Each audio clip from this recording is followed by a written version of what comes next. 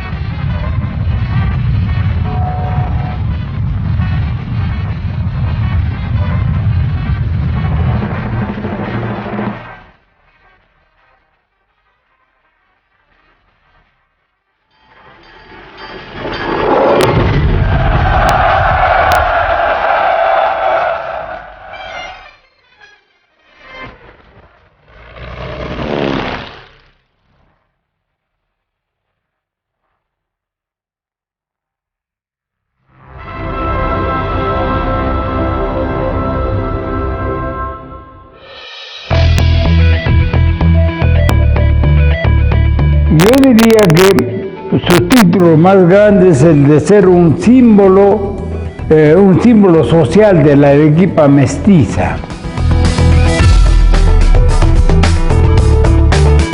Es precursor de un tipo de literatura que hasta ese momento no se había hecho, ¿no? Que es justamente esta literatura con raíces prehispánicas, ¿no? Con matriz indígena, de carácter popular, ¿no? Y que al mismo tiempo se inscribe de alguna manera a través de Melgar en la literatura culta. Melgar es el iniciador de la literatura que podemos llamar republicana. Puede trazarse una línea muy clara entre su literatura y la literatura que se ha dado en llamar colonial. Es la actitud, una actitud nueva, diferente y, bueno, independiente también de los modelos que él conocía.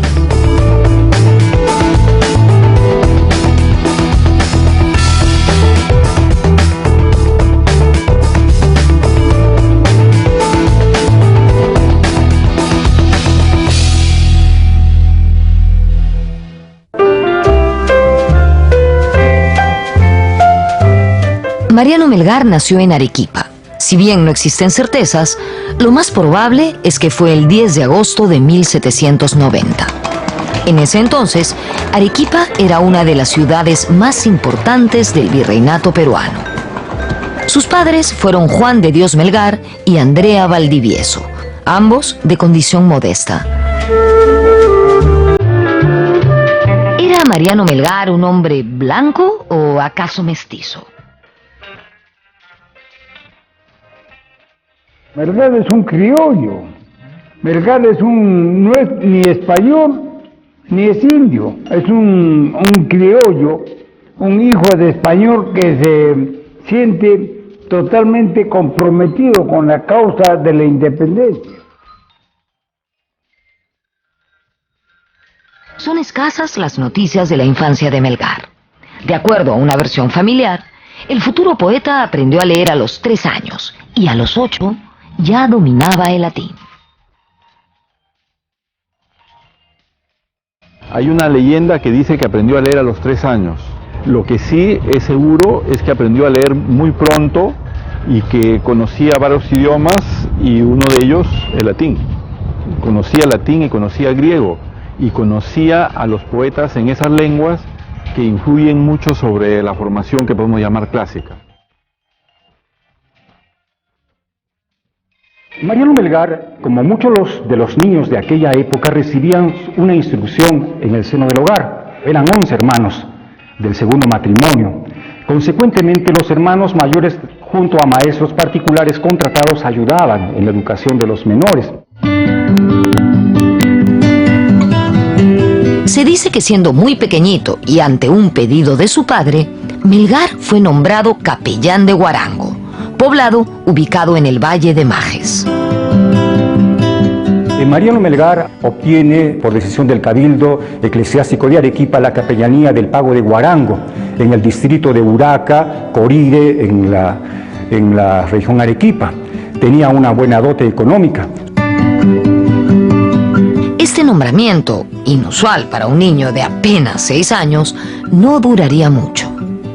El Cabildo Eclesiástico parece ser que por presión del Tribunal de la Santa Inquisición cambia de actitud, cambia de opinión, y eso deviene un litigio muy largo entre Juan de Dios Melgar Sanabria, el padre de Mariano, con el Cabildo Eclesiástico, con el propio obispo Chávez de la Rosa.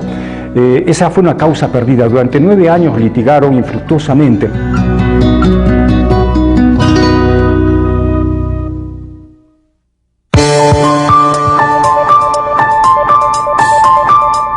Los primeros estudios formales del pequeño Mariano Melgar fueron en el colegio del antiguo convento de San Francisco.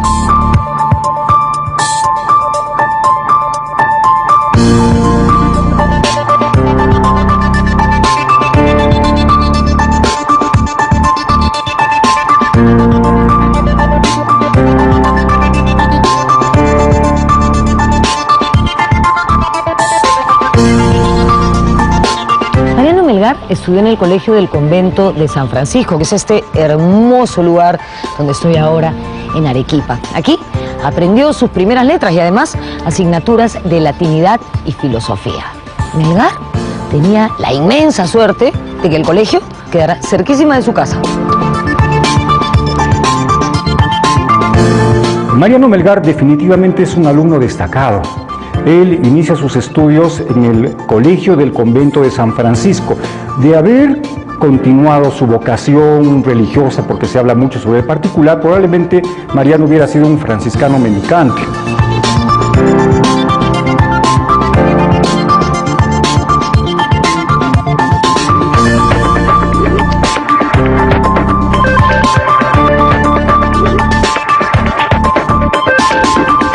En 1807, cuando tenía 17 años, Mariano Melgar ingresó al Seminario Conciliar de San Jerónimo, que quedaba aquí, donde estoy. Bueno, era bastante más grande, ¿no? Ahora sobrevive un poco esto y aquí funciona el arzobispado, en la calle San Francisco, en Arequipa. Este era uno de los centros más reputados de enseñanza de esta zona del país. De hecho, a él acudían jóvenes de las principales ciudades del sur, como Moquegua o Tacna, además de Arequipa, por supuesto. Aquí, en San Jerónimo, habían ocurrido varias reformas educativas dirigidas por el obispo Pedro Chávez de la Rosa, que tenían que ver principalmente con cambios en la temática, en los sistemas de enseñanza y en la selección de catedráticos. Algo parecido a lo que había ocurrido en el convictorio de San Carlos, en Lima.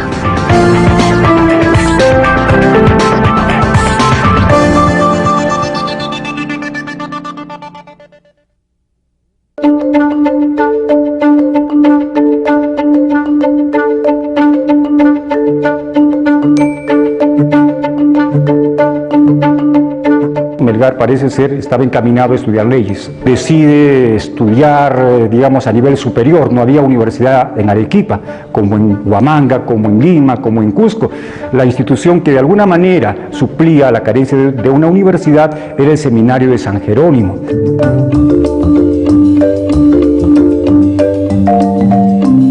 Donde se ha forjado la primera generación republicana de Arequipa. Mariano José de Arce, José Gregorio Pazoldán el mismo Luna Pizarro, que fue profesor de Melgar. O sea, tenemos ahí un grupo de gente que pensaba en ideas más liberales. Melgar y sus amigos formaron la Tertulia Literaria de Arequipa. Estos jóvenes se reunían en la casa de campo que José María Corbacho tenía en Tiabaya. José María Corbacho y Abril es el líder, el presidente de la tertulia literaria. Los jóvenes de aquella época acostumbraban a reunirse para tocar, para cantar, de pronto para departir, pero también para conversar sobre la problemática, digamos, local, la problemática nacional, qué está ocurriendo en la metrópoli, qué está pasando en el mundo.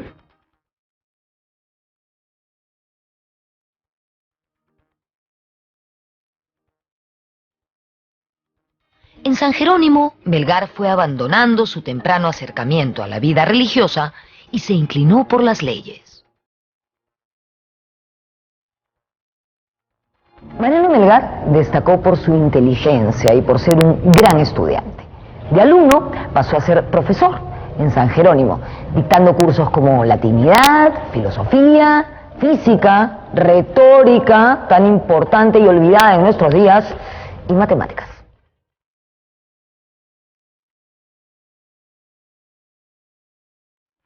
Cuando está aproximadamente durante 1 año y medio en su condición de alumno pagante, Mariano es designado como profesor pasante, de acuerdo al reglamento aprobado por el rey de España, como estímulo justamente a sus habilidades y capacidades intelectuales, y paralelamente recibe el encargo de bibliotecario.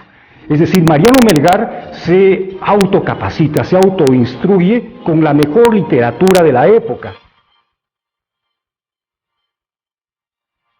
Mariano Melgar llegó a dominar el latín. Tradujo al castellano nada menos que al poeta Ovidio. Melgar fue traductor del poeta latino Ovidio, ¿verdad? Un gran conocedor de textos clásicos. En este caso lo que traduce Melgar es el libro titulado Remedia Amoris, o Arte de Olvidar, que es una edición bastante buena que se ha reeditado muchas veces. Es una versión muy fina, ¿verdad? Bastante lograda. Melgar no quiso seguir una carrera religiosa o sacerdotal, como deseaba su padre. Y esto se debió al espíritu enamoradizo del joven poeta. Soy desgraciado en amar, porque siempre me sucede poner mis 5 sentidos en prenda que no me quiere.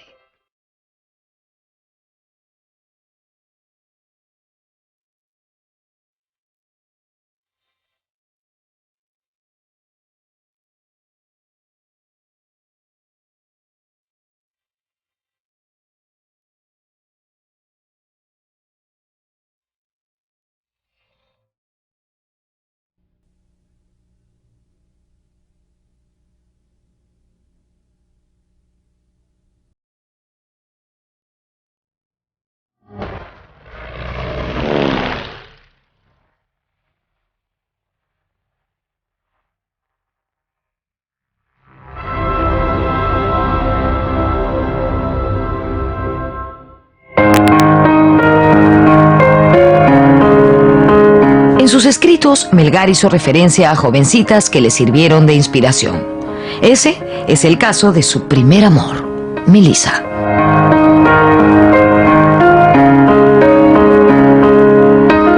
La conocida Melisa. Manuela Paredes Guillén fue hija del tesorero fiscal aquí en la ciudad de Arequipa. Mariano Melgar era de una familia modesta económicamente, un clase mediero. Su padre tenía una chacra en el sector de Tazahuayo y una casa y una panadería ahí en la calle Puno, como se le motejaba a la calle Santa Teresa. O sea, no tenía ingresos económicos bollantes. Era un amor, por así decirlo, imposible. Sepa la cruel Melisa, si a mi clamor se niega, que el que sin fruto ruega, consigue aborrecer. Entienda si con risa de mí se burla altiva, que a mí no me cautiva quien me hace padecer.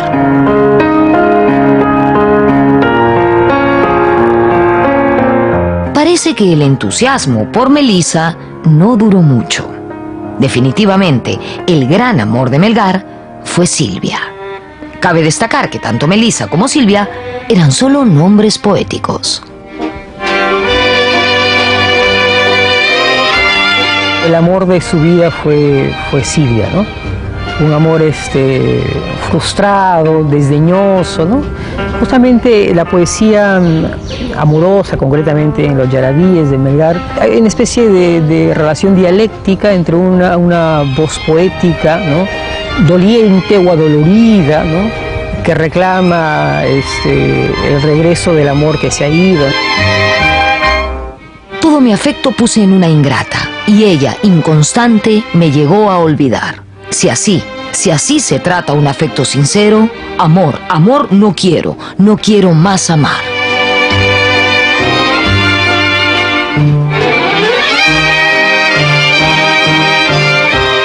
Según las investigaciones de Aurelio Miró Quesada, Melgar y Silvia fueron primos. Se trató de un romance que no prosperó, pero que estimuló la creación literaria del joven poeta. La dama de los afanes tenía 13 años cuando Melgar tenía 20. O sea, la chiquilla probablemente no estaba en condiciones de corresponder al amor de Melgar. Y un segundo dato, Melgar la idealiza con el nombre de Silvia. Y Silvia es un nombre que la poesía neoclásica atribuye a varias musas, así como Beatriz y Dante.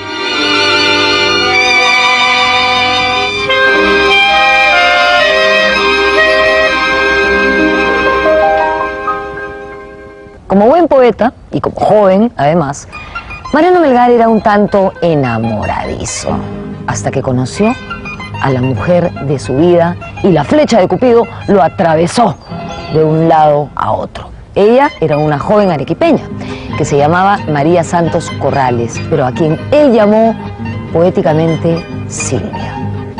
Silvia se convirtió en la musa inspiradora de Melgar y por supuesto él le compuso varios yarabíes, entre ellos uno llamado Vuelve que ya no puedo, cuyo título original era La paloma ingrata.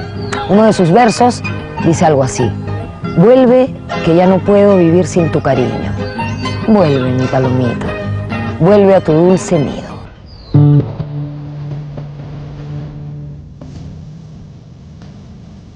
Los yarabíes están hechos sobre un modelo clásico que viene de España, pero hay un sentimiento, una manera de ser, algo muy profundo en cada uno de los textos que sin duda viene de lo que podemos llamar una literatura prehispánica, fundamentalmente oral, ¿no? Esa imagen de la mujer comparada con la paloma, por ejemplo, ¿no? Es algo que es característico de muchas culturas, pero de modo especial por la cultura, digamos, andina, peruana, y que él asumió con profundidad.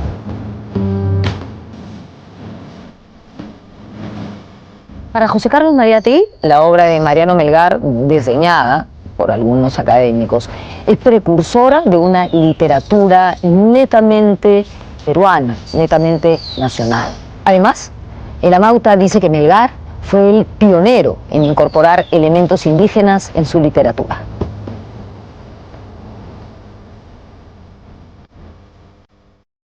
Muchas gentes piensan que Melgar fue el creador del yarabí.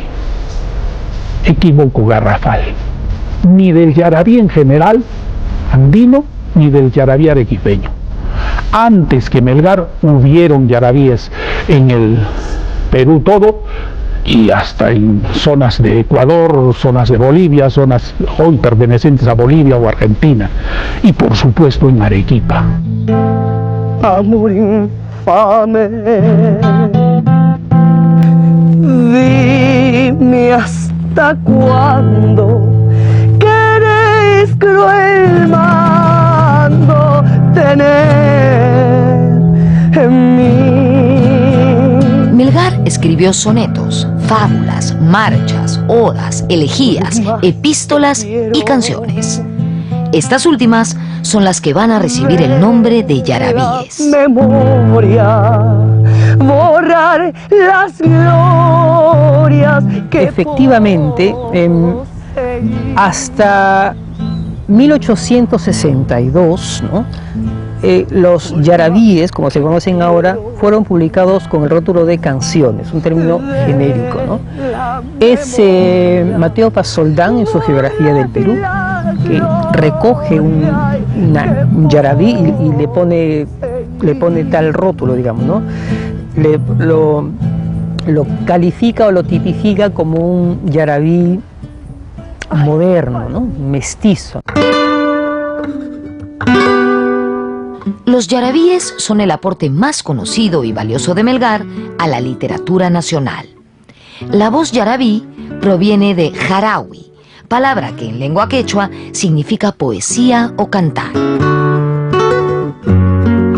Al comienzo, la escritura de Melgar estuvo muy vinculada a la escritura en española, la tradición española, que a su vez está en relación con la literatura latina y la literatura griega, en el aspecto formal, en el aspecto temático. Pero de pronto, justamente en lo que llamamos sus yarabíes, hay un cambio, una presencia importante de la cultura nativa peruana. Para Aurelio Miro Quesada, Melgar no es el creador del yarabí, sino el que asimila y culmina todo un proceso. La obra del joven poeta arequipeño se enlaza con una tradición e inaugura otra, la del yarabí mestizo. De la poesía española provendrían las palabras, pero del viejo jarawi precolombino brotarían el sentimiento y la melancolía.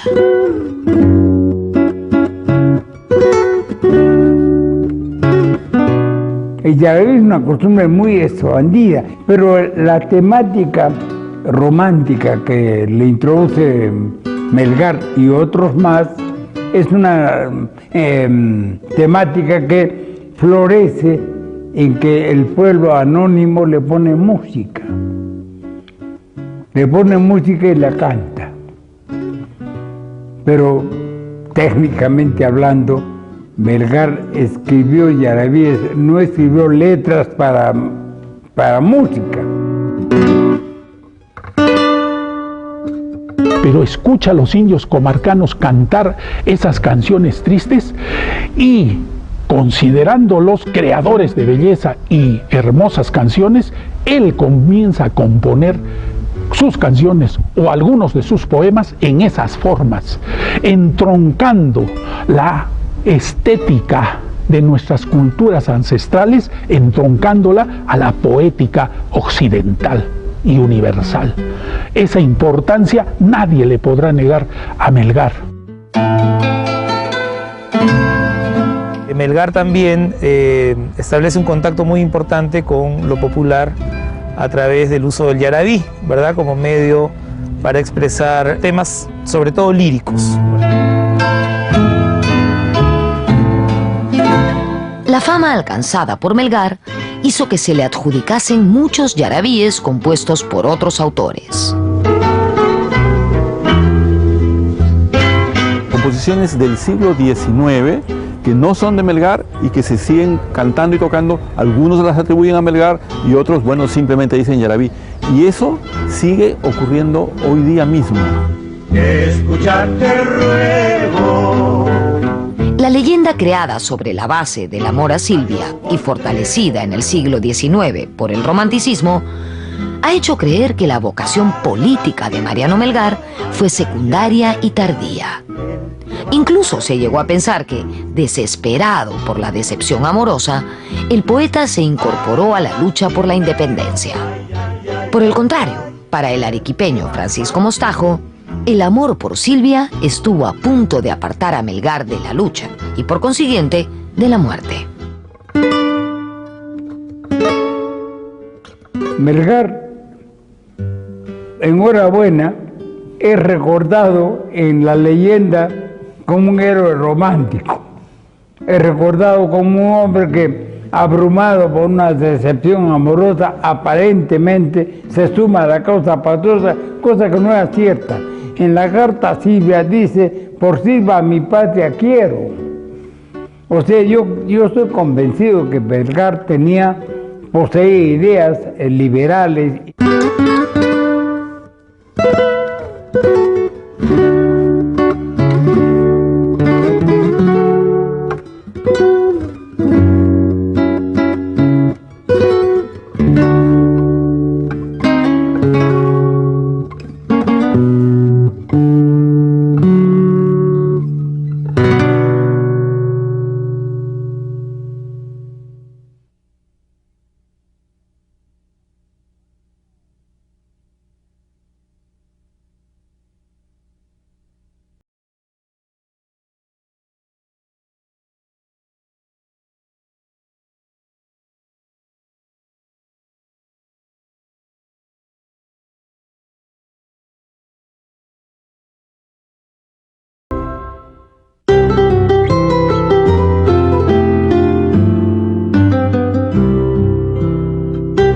Mariano Melgar es considerado un precursor del romanticismo literario en el Perú.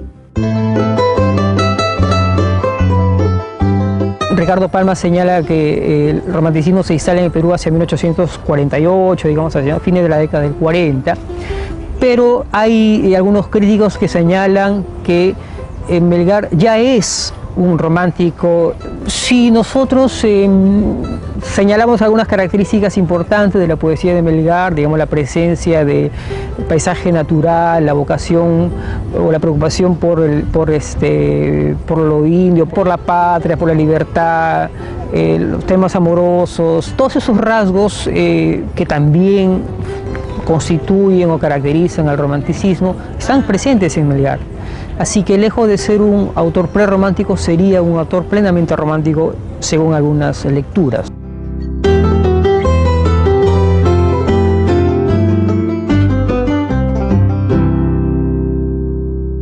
En 1812 se vivían tiempos complejos.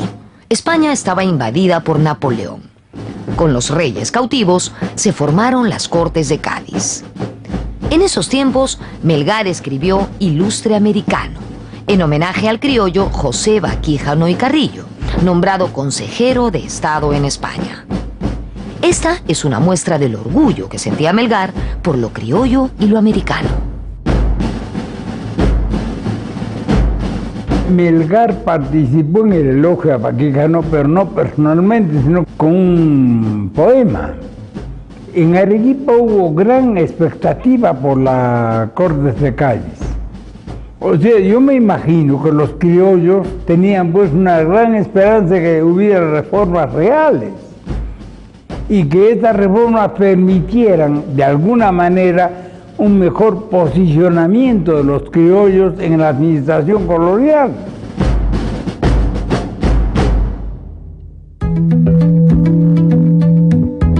Al parecer, Mariano Melgar viajó a Lima en 1813, con la intención de graduarse de abogado en la Universidad de San Marcos.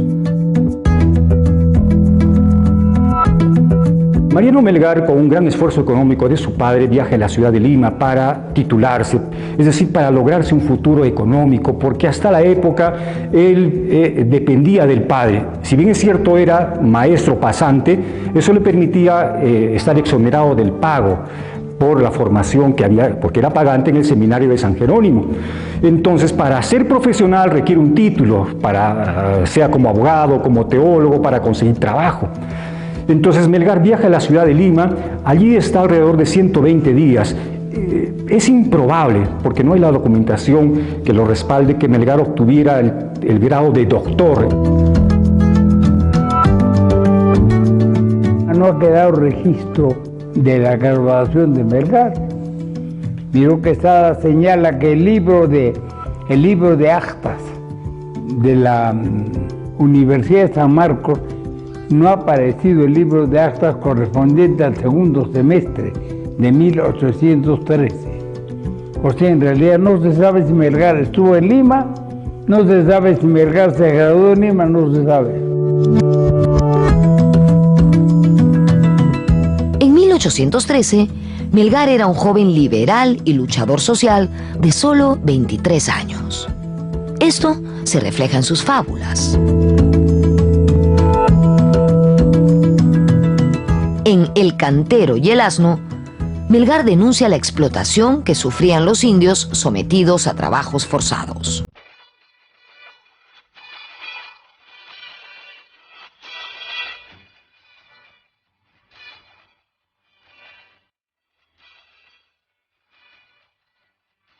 Mariano Melgar no solo escribió poesía, cantos y yarabíes, sino también hizo odas y algunas fábulas. Entre ellas hay una fábula muy curiosa que se llama Los gatos y que de alguna manera representa la desunión entre los patriotas, esa misma desunión que atentaba contra el ideal emancipador de Melgar. La historia es la siguiente: una gata pare 3 gatitos, uno negro, uno blanco y uno manchado. Cuando quedan huérfanos, se ven a merced de un temible perro que se los quiere comer. La única alternativa que tienen los gatitos es unirse para vencer al enemigo. Sin embargo, no lo consiguen porque empiezan los pleitos, los 3 quieren liderar y al final se dividen en 2 partidos. Por supuesto, viene el perro y se los come.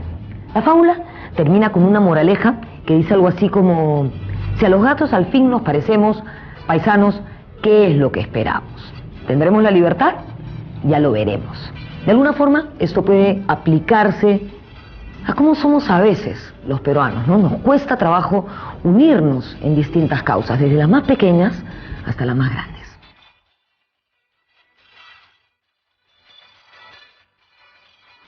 Hay 2 fábulas preciosas. Una se llama El cantero y el asno. Esta fábula, que es una formidable reflexión contra la discriminación de los indios. Otra fábula, Los gatos, también es tratando de luchar contra el racismo y la discriminación racial entre peruanos, importantísima.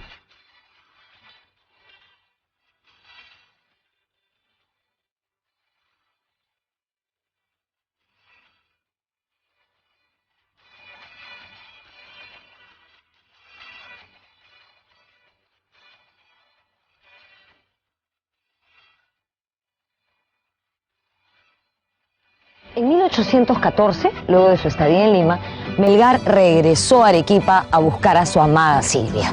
Sin embargo, ella lo rechazó. Dicen que lo acusó de infidelidad. Dolido y con el corazón partido, el poeta escribió lo siguiente: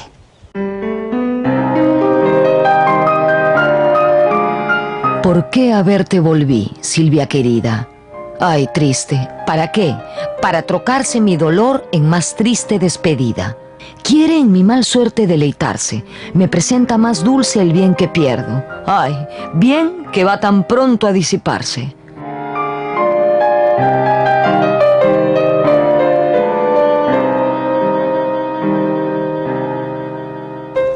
Según un testimonio familiar, Melgar, al ser rechazado por Silvia, se debilitó y hasta enfermó.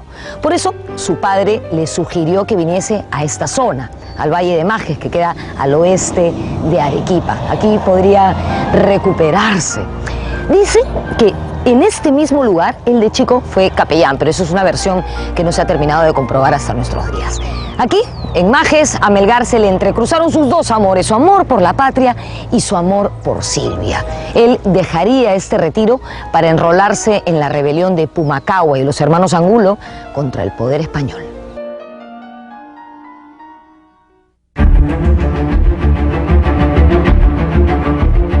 En 1814 regresó al poder el rey Fernando VII y se restauró el absolutismo. Se trató de un gran retroceso para los políticos liberales. En América se formaron varias juntas de gobierno independentistas.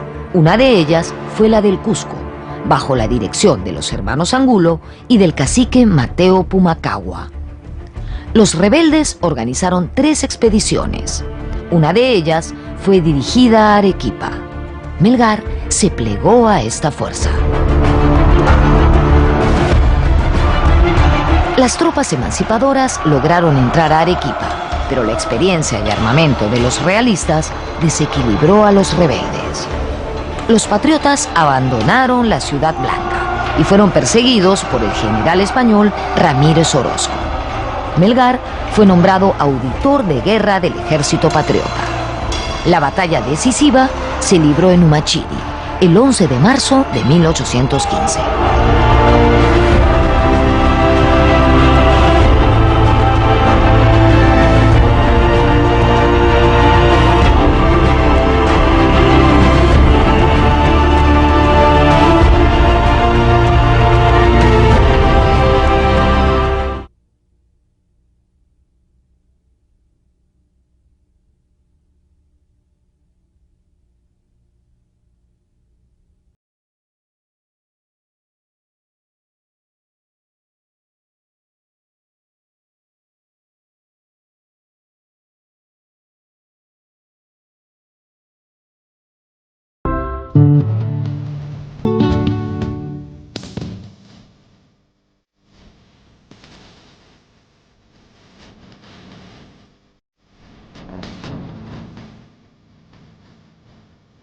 Los patriotas fueron totalmente derrotados en Humachiri, actual departamento de Puno, y a partir de ese momento empezó una especie de desbande generalizado que incluyó, por supuesto, una cacería de los vencidos. En esta operación varios de ellos fueron capturados y también, por supuesto, el auditor de guerra, Mariano Melgar. El general español Juan Ramírez dispuso su fusilamiento para el 12 de marzo de 1815. Melgar tenía solamente 24 años. Hay muchísimas versiones acerca de este evento, pero todas coinciden en señalar la valentía que mostró Melgar en este complicadísimo momento. Estoy en el Parque Melgar, en Arequipa, donde hemos encontrado este monumento que rinde homenaje a la figura del poeta.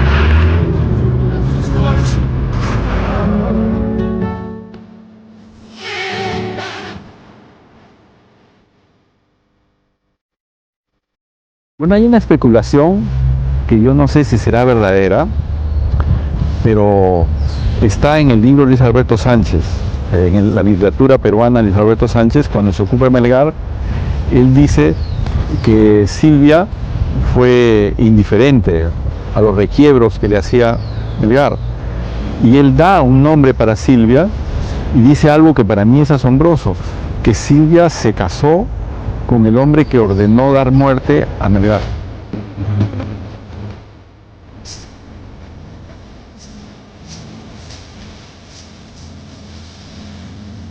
Las investigaciones de Aurelio Miro Quesada concluyen que Silvia María Santos Corrales se casó en 1819 con Manuel Amat y León.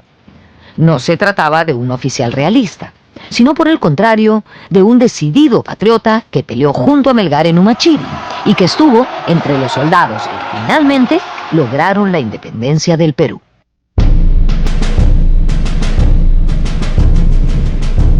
La muerte de Melgar le dio una aureola de romanticismo y leyenda al poeta mártir, quien, luchando por sus ideales, se convertía en uno de los símbolos más importantes de Arequipa y del Perú. Para muchos especialistas, como Jorge Cornejo Polar, Melgar no solo inaugura la literatura arequipeña, sino también la auténtica literatura nacional.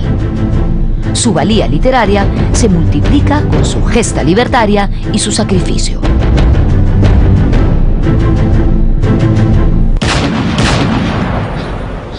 En Melgar encontramos ese elemento heroico. Melgar es un patriota, un precursor de la independencia. Lo suelo asociar con el nombre glorioso de Juan Pablo Vizcarra Guzmán. Ambos son símbolos de lo que son los criollos en Arequipa. ¿Y símbolos de qué?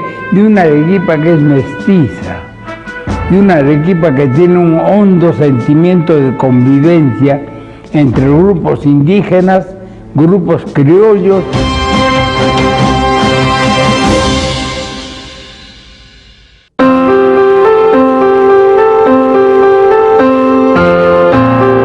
En 1833 se inauguró el cementerio de la Apacheta, en Arequipa.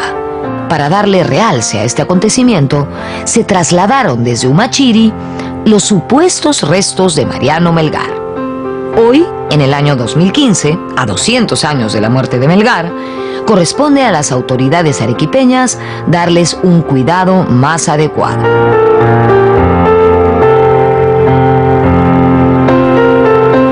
Conseguida la independencia, la figura de Mariano Melgar se convirtió en un mito.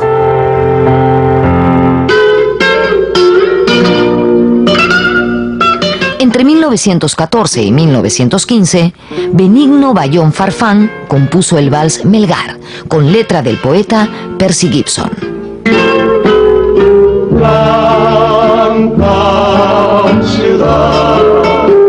Benigno Bayón Farfán le hizo el mejor homenaje que puede haber tenido Melgar de un artista al componer los valses Melgar y Silvia. El vals Melgar es tan popular que es la canción arequipeña más grabada en toda nuestra historia por diversos artistas. Por lo menos hay más de 50 versiones grabadas del vals Melgar, y el vals Melgar se lo considera como un segundo himno de Arequipa. Definitivamente el personaje emblemático de Arequipa es Mariano Melgar. Como hemos dicho, hay muchos monumentos en su honor, hay calles, colegios que llevan su nombre, un distrito, un estadio, que es este en el que nos encontramos, y también un club de fútbol. Este fue fundado en 1915, conmemorando los 100 años del fusilamiento de Mariano Melgar. Inicialmente se llamó Club Juventud Melgar, pero luego cambió su nombre a Fútbol Club Melgar. El Melgar, como popularmente se le conoce, fue gestado, fue fundado en un barrio de gente bohemia que cantaba los yarabíes de Melgar, y por eso no es de extrañar que en su escudo convivan una lira y una pelota de fútbol. Este es el Estadio Melgar.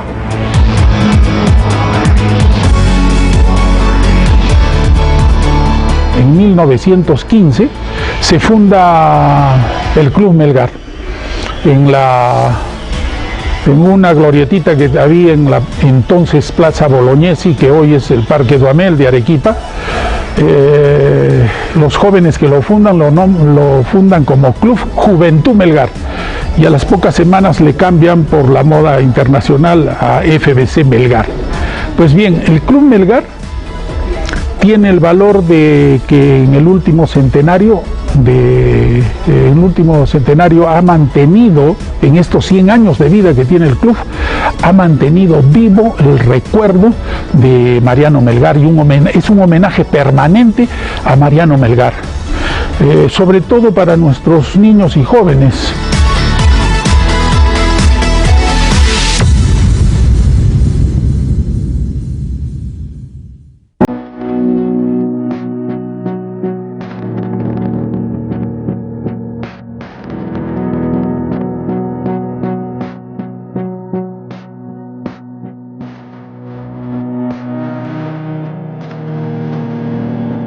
En este año 2015 se conmemoran 200 años de la muerte de Mariano Melgar, y con ese motivo se han realizado varios proyectos y homenajes en torno al joven poeta héroe. Por ejemplo, el Instituto Cultural Peruano Norteamericano ha elaborado un audiolibro confeccionado especialmente para personas con discapacidad visual. El objetivo es que mediante el sistema Braille, niños invidentes puedan leer 10 fábulas de Melgar. De igual modo, un grupo de diseñadores gráficos desarrollaron la fuente tipográfica Melgar. Queda claro que la vida y obra de Mariano Melgar trasciende el tiempo y se mantiene vigente. Su figura es uno de los símbolos emblemáticos de Arequipa.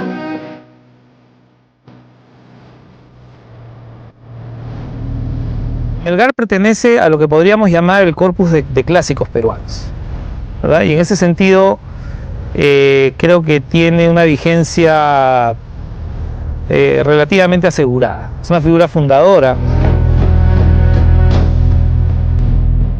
Un símbolo recuperable para la juventud y un símbolo, digamos, de un valor muy grande para la patria.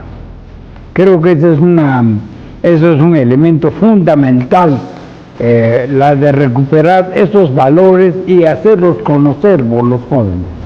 Debe hacerse concursos. Mi impresión es que estamos en un momento excepcionalmente importante para darle el lugar que se merece Melgar y para reeditar las obras sobre Melgar.